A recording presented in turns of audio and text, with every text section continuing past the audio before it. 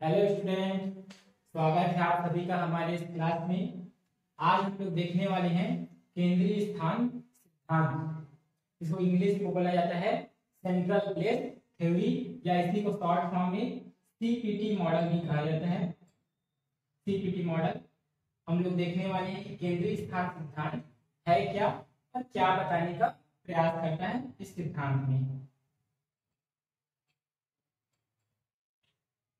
केंद्रीय स्थान सिद्धांत में जो बस्ती होता है अधिवास, उसका आकार, पैटर्न या अधिवासों की संख्या को दर्शाने का एक प्रयास किया गया है। इस सिद्धांत को जर्मन भूगोलवेत्ता वाल्थर क्रिस्टालन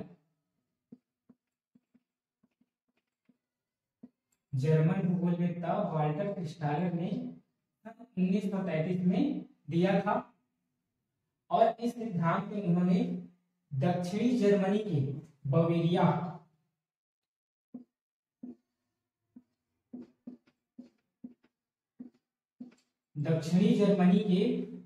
नामक स्थान के अधिवास पैटर्न का अध्ययन किया और बताया कि जो एक उच्च क्रम के अधिवास पैटर्न है या अधिवास है वो निम्न क्रम के अधिवास को कैसे सेवाएं करता है, इस बारे में इस सिद्धांत में बताया गया है। आगे हम लोग देखेंगे इस सिद्धांत में वाल्टर क्रिस्टालन ने सर्वप्रथम अपनी मान्यताएं दी है। जिन मान्यताओं के बारे में हम लोग आगे देखने वाले हैं, तो आइए देखते हैं कि तो क्रिस्टालन द्वारा इस सिद्धांत के लिए कुछ मान्यताएं दी गई हैं। जब तक ये जो मान्यताएं वो फुलफिलमेंट नहीं होगी तब तक ये जो केंद्रीय स्थान सिद्धांत है या सीपीटी जो सेंट्रल प्लेस थ्योरी है ये सिद्धांत लागू नहीं होता है। ठीक है, तो आइए देखते हैं हम लोग सर्वप्रथम इनकी मान्यताएं। 5 मान्यताओं का जिक्र किया है वाल्टर क्रिस्टालन महोदय ने। तो इनमें सबसे प्रथम जो मान्यता है वो है एक समतल भूभाग। मतलब कि क्या, जिस भी स्थान पर हम इस सिद्धांत को लागू करेंगे उस स्थान में क्या होना चाहिए, एक समतल भूभाग होना चाहिए, ना कि ऐसा कि कहीं पर्वत कहीं पठार नहीं होने चाहिए, बल्कि क्या होना चाहिए, समतल भूभाग होने चाहिए। दूसरी मान्यता है इसमें एक समान वितरित जनसंख्या। जिस भी स्थान पर जिस रीजन पर हम क्या कर रहे हैं, सेंट्रल प्लेस थ्योरी को लागू कर रहे हैं, वहां क्या होनी चाहिए, एक समान वितरित जनसंख्या। मतलब जनसंख्या भी समान रूप से वितरित होना चाहिए, ना कि ऐसा कि एक स्थान पर जनसंख्या का घनत्व अधिक है और एक स्थान पर बिल्कुल भी कम है, ऐसा भी नहीं होना चाहिए। तीसरी मान्यता है इसकी एक समान वितरित संसाधन। जिस रीजन में हम लोग क्या कर रहे हैं, इस सिद्धांत को लागू कर रहे हैं, उस रीजन में संसाधन भी क्या होना चाहिए, समान रूप से हर जगह वितरित होना चाहिए, कहीं कम और कहीं ज्यादा नहीं होना चाहिए। चौथी जो इसकी मान्यता है वो है जिस भी रीजन में हम लोग क्या करेंगे, इस सिद्धांत को लागू करेंगे, वहां जो निवासी है, वहां के जो निवासी हैं उनके पास क्या होनी चाहिए, समान रूप से किसी भी वस्तु को खरीदने की क्षमता होनी चाहिए, समान। यही है। फिर जो 5वीं मान्यता है वो है निकटतम बाजार के लिए वरीयता। किसी भी वस्तु को खरीदने के लिए आपके पास क्या होनी चाहिए, पास में निकट में बाजार होना चाहिए। ये है क्रिस्टालन द्वारा दी गई 5 मान्यताएं जो केंद्रीय स्थल सिद्धांत को लागू करती है। इसके बारे में हम लोग आगे और देखेंगे मान्यताएं। अब हम लोग देखने वाले हैं इसकी अवधारणाएं जो क्रिस्टालन महोदय ने इस सिद्धांत के लिए दिया है। अवधारणा, इस सिद्धांत के लिए क्रिस्टालन महोदय ने 2 अवधारणाएं दी हैं। फर्स्ट में है थ्रेशोल्ड और दूसरा है रेंज। आइए देखते हैं थ्रेशोल्ड क्या है और रेंज क्या है। थ्रेशोल्ड किसे कहा जाता है, थ्रेशोल्ड वह है मतलब किसी भी सेवा को व्यवहार्य बनाने के लिए न्यूनतम जनसंख्या को हम लोग क्या कहते हैं, थ्रेशोल्ड कहते हैं। मतलब थोड़ा सा हम लोग जाते हैं, एक एग्जांपल भी देते हैं। जैसे कि मान लेते हैं कोई भी सेवा है, जैसे हो सकता है डेली नीड्स का हो, डेली नीड्स का स्टोर हो, है ना, या हो सकता है कपड़ा दुकान हो, कपड़ा दुकान हो या कोई भी स्टोर हो, जिसको क्या किया जाता है, कहीं कोई भी स्थान पर क्या करते हैं हम लोग, उस स्टोर को खोलते हैं, है ना, शॉप लगाते हैं। तो क्या होना चाहिए, उस शॉप को चलने के लिए एक न्यूनतम जनसंख्या चाहिए हमको। अगर उतनी जनसंख्या हमको नहीं मिलेगी तो शॉप क्या हो जाएगा, बंद हो जाएगा, आप क्या हो जाएंगे, लॉस में चले जाएंगे।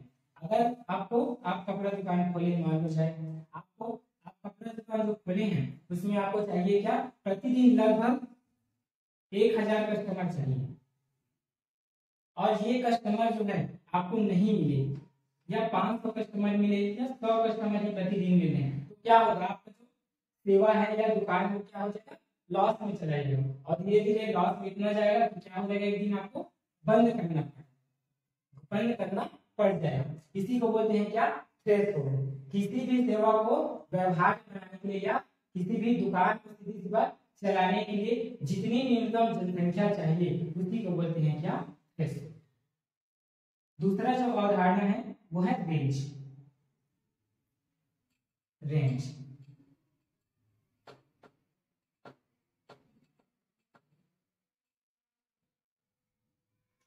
रेंज आइए रेंज के बारे में भी देखते हैं, रेंज है क्या। रेंज क्या है, यह अच्छी खरीद के लिए तय की गई अधिकतम दूरी है, किसी भी अच्छी खरीद के लिए तय की गई अधिकतम दूरी है। इसको भी थोड़ा सा एग्जांपल से हम लोग समझने का प्रयास करते हैं। जैसे आप लोग, गुड मॉर्निंग होता है सुबह, है ना, अगर आपका घर 10 किलोमीटर या 15 किलोमीटर या 20 किलोमीटर के रेंज में है, और गुड मॉर्निंग हुआ, मॉर्निंग हुआ, आपके घर में क्या हुआ, चीनी खत्म हो गया, ठीक है, और आपकी मम्मी बोली बेटा जाओ चीनी लेके आओ, तो आप क्या करेंगे, गांव के जो पास की स्टोर है ना, गांव का जो पास के स्टोर है उसमें चीनी खरीदने जाओगे, या फिर जो आपके 20 किलोमीटर में कोई सिटी है या 10 किलोमीटर में कोई सिटी है, वहां आप क्या करोगे, चीनी खरीदने जाओगे, नहीं जाओगे। क्यों नहीं जाओगे, कि चीनी का जो मूल्य है वो क्या हो जाएगा, 20 किलोमीटर आप तय करोगे तो जो तय करने का जो लागत आएगा वो चीनी के मूल्य से क्या हो जाएगा, कहीं अधिक हो जाएगा। इसलिए क्या करेंगे, चीनी खरीदने के लिए क्या करेंगे, पास के स्टोर पे ही जाएंगे। मतलब चीनी के लिए जो आपको चाहिए वो क्या है, जितना दूरी आपको चाहिए वो क्या है, गांव में ही या आसपास जो स्टोर है वहीं तक आप क्या करेंगे, तय करेंगे दूरी, ना कि चीनी खरीदने के लिए आप कहाँ चले जाएंगे, किसी बड़ी सिटी में चले जाएंगे। क्यों, बड़ी सिटी में जाएंगे तो आपको खरीदना क्या है, 1 केजी चीनी, है ना, 1 केजी चीनी खरीदना है, जो कि कितना है, 40 रुपए मान लो जाए, 40 रुपए का एक केजी जो चीनी है वो कितने का है, 40 रुपए। आप क्या करेंगे, 20 किलोमीटर यदि तय कर रहे हैं तो क्या हो जाएगा, 20 किलोमीटर तय करोगे 40 रुपए से कहीं ज्यादा आपको खर्च हो जाएगा। इसलिए क्या करोगे, आपको जो पास की स्टोर है वहीं जाएंगे चीनी खरीदने। इसी को बोलते हैं क्या, रेंज। किसी भी वस्तु को खरीदने के लिए जो अधिकतम दूरी तय करते हैं आप, उसी को बोलते हैं रेंज। लेकिन आप चीनी को छोड़ दीजिए, आपको क्या, अगर बाइक खरीदना है, कार खरीदना है, या कोई बड़ा सामान खरीदना है तो क्या करेंगे, आप आसपास के स्टोर में जाएंगे, नहीं जाएंगे, बल्कि क्या करेंगे, सिटी में जाएंगे, बल्कि उसके लिए 20 किलोमीटर 50 किलोमीटर, है ना, 50 किलोमीटर, ये रेंज क्या है, आप आसानी से तय कर जाइए। क्यों, क्योंकि इसकी कीमत अधिक है। आगे बात समझ, ये है आपका रेंज। किसी भी जो सेवा है ना, उसके लिए आप क्या करते हैं, जो अधिकतम दूरी तय करते हैं, उसी को बोला जाता है क्या, रेंज। ठीक है, ये है आपकी अवधारणाएं जो क्रिस्टालस महोदय ने इस सिद्धांत में प्रस्तुत किया है। आगे हम लोग देखने वाले हैं इस सिद्धांत पर, जो इस सिद्धांत के अंदर में 3 सिद्धांत और दिए गए हैं या 3 नियम दिए गए हैं वाल्टर क्रिस्टालस महोदय के अनुसार। वे कौन कौन से हैं देखते हैं। सर्वप्रथम है इसमें बाजार सिद्धांत। बाजार सिद्धांत, बाजार सिद्धांत का मान होता है 3। ठीक है, कि जो सेकेंड नंबर पे आता है, सेकेंड नंबर पे आता है वह है परिवहन सिद्धांत। या इसी को यातायात सिद्धांत भी बोलते हैं। इसका मान होता है 4। जो तीसरा सिद्धांत आता है वो है प्रशासन या प्रशासनिक भी बोल सकते हैं इसको। इसका मान होता है। अब इसी को हम लोग देखेंगे कि ये जो बाजार सिद्धांत है उसका मान 3 कहाँ से आया और कैसे आया। ये जो परिवहन सिद्धांत या यातायात सिद्धांत है उसका मान 4 कहाँ से आया और कैसे आया। जो प्रशासन सिद्धांत है उसका मान 7, ये कहाँ से आया और कैसे आया, इसको हम लोग देखेंगे डायग्राम के द्वारा। तो सर्वप्रथम हम लोग देखते हैं बाजार सिद्धांत। बाजार, ठीक है। तो बाजार सिद्धांत का मान कितना है 3। तो आइए देखते हैं हम लोग डायग्राम में कि बाजार सिद्धांत आखिर है क्या और क्या कहते हैं। तो वाल्टर क्रिस्टलर ने जो बाजार सिद्धांत है, इस बाजार सिद्धांत में कहा है कि जो एक उच्च क्रम का अधिवास है या जो सिटी है, उच्च क्रम का क्या है सिटी है। ये जो आपको बीच में दिख रहा है डॉट डॉट रेड कलर में, ये है उच्च क्रम के अधिवास। इसके कोने कोने पे आपको नजर आ रहा है, ये है क्या निम्न क्रम के अधिवास या बोल सकते हैं हायर ऑर्डर जो सेटलमेंट है और ये है लोअर ऑर्डर सेटलमेंट। मतलब कि जो हायर ऑर्डर सेटलमेंट है उसके ऊपर क्या है डिपेंडेंट है लोअर ऑर्डर। इसी को बताया गया है बाजार सिद्धांत में, ठीक है। बाजार सिद्धांत का मान जो 3 आया वह कैसे आया ये देखते हैं चलो। तो बाजार सिद्धांत में क्या करते हैं, वाल्टर क्रिस्टलर कहते हैं कि जो एक हायर ऑर्डर सेटलमेंट होता है, जो एक हायर ऑर्डर सेटलमेंट होता है वो क्या करता है अपने आसपास स्थित और अन्य 6 लोअर ऑर्डर सेटलमेंट को क्या करते हैं सेवाएं प्रदान करते हैं, ठीक है।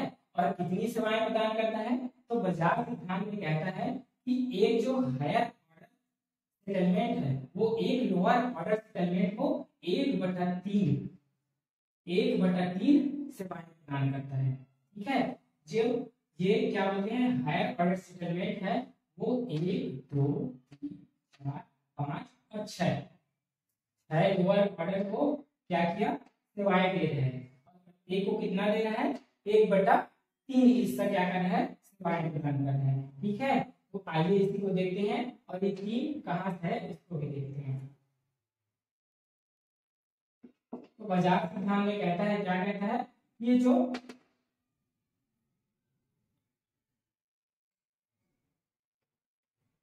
हायर ऑर्डर जो सेटलमेंट है वो कितने क्षेत्रों को 6 क्षेत्रों को और कितना सेवाएं प्रदान करता है 1/3, ठीक है 1/3। और जो हायर ऑर्डर सेटलमेंट है वो क्या करेगा 6 क्षेत्रों को सेवाएं तो प्रदान कर ही रहा है, साथ में क्या करेगा अपना जो क्षेत्र है उसको भी क्या करेगा सेवाएं प्रदान करेगा, ठीक है। तो उसके लिए इसके यहाँ लिखा जाता है 1। अब इसको क्या करेंगे आगे जब हम हल करेंगे है ना 3 एकम 3 और 3 दूनी 6, तो 1 और धन 2 यहाँ बच गया और ये आ गया 3। ये क्या है बाजार सिद्धांत का मान, ऐसे इसको निकालते हैं। बाजार सिद्धांत का मान कितना आ गया 3, ठीक है। आगे हम लोग देखेंगे इसमें परिवहन सिद्धांत। ये बाजार सिद्धांत हो गया, अब परिवहन सिद्धांत देखेंगे।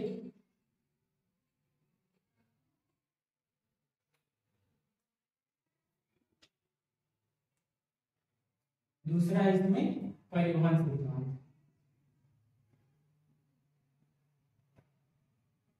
परिवहन सिद्धांत या इसी को बोलते हैं यातायात सिद्धांत। यातायात सिद्धांत का मान कितना होता है 4। तो वही जो हमने अभी बाजार सिद्धांत में देखा उसी को यहाँ पर फिर देखना है। एक जो हायर ऑर्डर सेटलमेंट है वो कितने क्षेत्रों को, 6 लोअर ऑर्डर सेटलमेंट को सेवाएं प्रदान करता है। इसमें भी क्या करेगा, 6 लोअर ऑर्डर क्षेत्रों को क्या करेगा, सेवाएं प्रदान करेगा। लेकिन हमने क्या देखा था, बाजार सिद्धांत में क्या, कितना 1/3 हिस्सा, जो एक हायर ऑर्डर सेटलमेंट है वो एक लोअर ऑर्डर सेटलमेंट को कितने हिस्से सेवाएं दे रहा था, 1/3 हिस्सा। लेकिन जो यातायात या परिवहन सिद्धांत है इसमें 1/3 हिस्सा ना देकर 1/2 हिस्सा देता है, मतलब 50% आधी सेवाएं प्रदान करता है। 1/2 इसको देगा, 1/2 इसको देगा, 1/2 इसको देगा, इसको 6 देगा, फिर से वही है ना। और जो परिवहन सिद्धांत है इसमें भी जो सेटलमेंट है वो अपने क्षेत्र को भी क्या करेगा, सेवाएं प्रदान करेगा ही करेगा, इसमें कोई शक की बात नहीं है ना। तो ये 1 आ गया प्लस 6 इंटू कितना 1/2, 6 कहाँ से आया, 1 2 3 4 5 6। अब कितनी सेवाएं प्रदान कर रहा है, एक स्थान को 1/2। फिर से जब इसको हम क्या करेंगे, आगे बढ़ाएंगे, 2 एकम है ना, और 2 किया 6, तो 1 धन 3 बराबर ये आ गया आपका 4। ये क्या है, परिवहन सिद्धांत का मान, परिवहन सिद्धांत का मान कितना आ गया, ठीक है।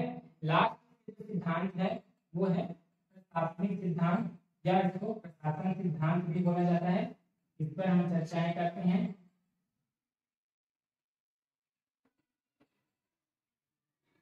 तीसरा और लास्ट है इसमें